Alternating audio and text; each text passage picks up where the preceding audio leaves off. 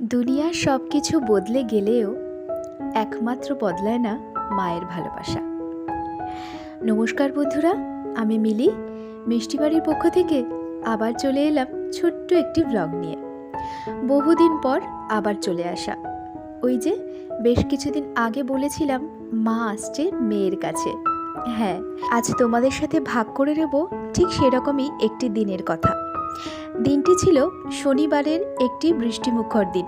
দেখতেই পারছো, সকালবেলা উঠেই যখন জানলা খুললাম তাকিয়ে দেখে ঝমঝমিয়ে বৃষ্টি পড়ছে, আর দেখে মনটা একেবারে খুশিতে নেচে উঠল। তাই সকালবেলায় চলে এলাম চা করতে, কারণ তোমরা তো জানোই চা না খেলে যেন দিনটা শুরু হতে চায় না।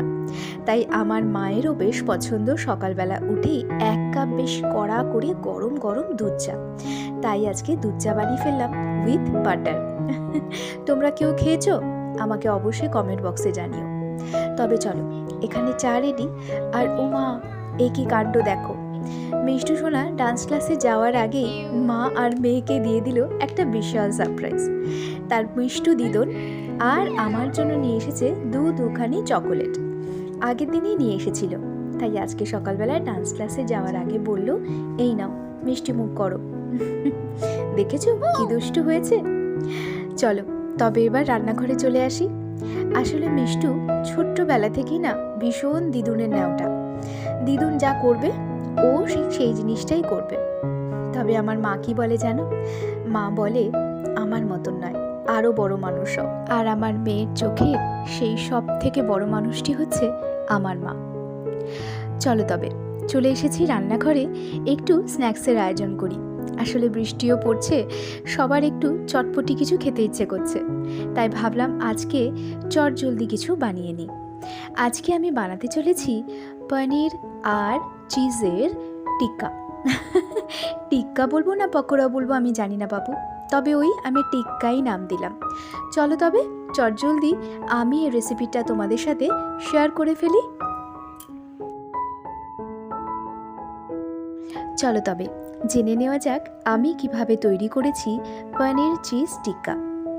সবার প্রথমে বলি, বাড়িতেই আমি বানিয়ে নিয়েছি 1 লিটার দুধের ছানা।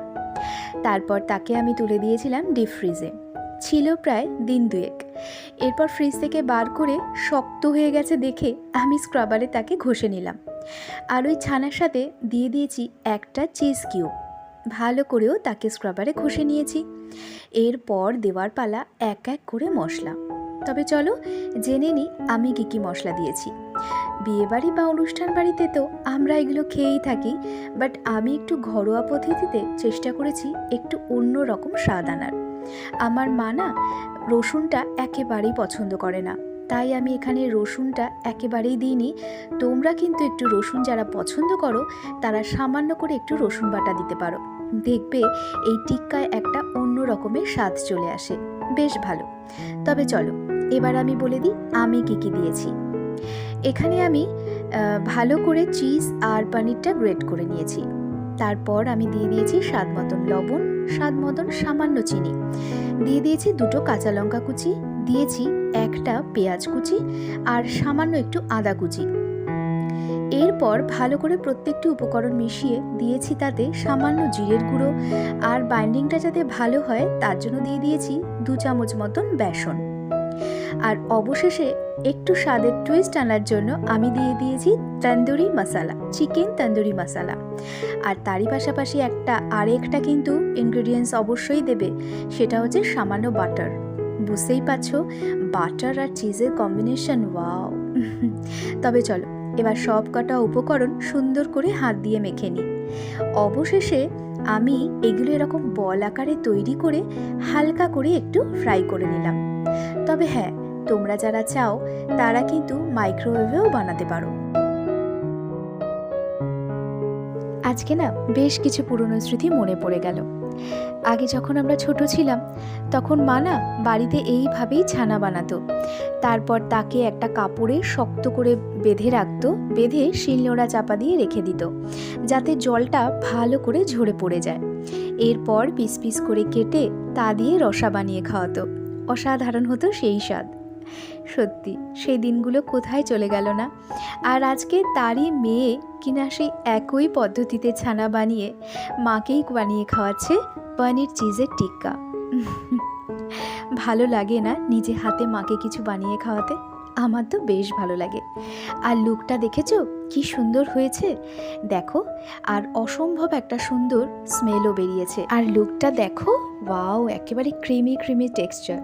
আশা করি খেতে বেশ ভালো হবে আর আমার মায়েরও বেশ ভালো লাগবে।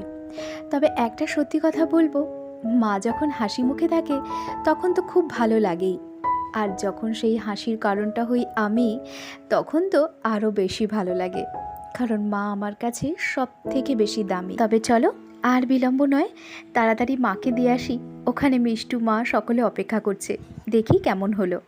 আর হ্যাঁ, তোমাদের সাথে আরেকটা জিনিস শেয়ার করে ফেলি। এই দেখো, বহুদিন পর করেছি একটা ইচ্ছে পূরণ। অনেক দিনের ইচ্ছে ছিল নেইল এক্সটেনশন করব, তা বাড়িতে বসেই করে ফেললাম। কেমন লাগছে অবশ্যই জানিও। আর তারই পাশাপাশি পরদিন থেকেই শুরু হচ্ছে দেবী পক্ষের সূচনা। মহালয়ার একটি নতুন দিনের শুভেচ্ছা, আগাম শুভেচ্ছা রইল আমার সকল বন্ধুদের। তোমরা সবাই সুস্থ থেকো, ভালো থেকো, সাবধানে থেকো, আর ভালোবেসে পাশে থেকো এই মিষ্টি বাড়ির। আর আজকের এই রেসিপিটা আমার কেমন লাগলো অবশ্যই কিন্তু আমাকে কমেন্ট বক্সে জানিও। পুজোর দিন সকালে স্ন্যাক্স হিসেবে এটি কিন্তু দারুণ যাবে। তবে আজকে এটুকুই থাক, ফিরছি খুব শিগগির একটা নতুন ভিডিও নিয়ে।